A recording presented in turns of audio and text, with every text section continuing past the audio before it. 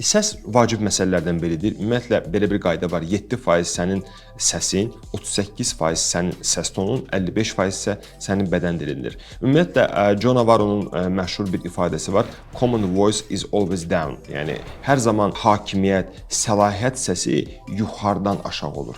Aşağıdan yuxarı olunur. Məsəl üçün, sizə bir sual verəndə ki, bunu edə bilərəmmi? Siz deyə bilərsiniz ki, yox, edə bilmərsən və yaxud deyə bilərsiniz ki, yox, edə bilmərsən. Yəni, əlbəttə ki, bunların ikisini müqayisə etdikdə biz anlayırıq ki, ikinci daha ağır gəlir, ikinci daha səlahiyyət ötürür, ikinci daha çox məzmun verir və xarakter ötürür. Ümumiyyətlə, bədən dili heç zaman təlaşı, həyəcanı, demək olar ki, bunu insandan bir tərəf etmək üçün formalaşır. Çünki nəticə etibarilə biz anlayırıq ki, sən nə qədər çox təlaş edirsənsə, nə qədər çox lüzumsuz hərəkətlər edirsənsə, nə qədər çox enerji sərf edirsənsə, bir o qədər çox tükənmə sindromuna gəlib çıxırsan.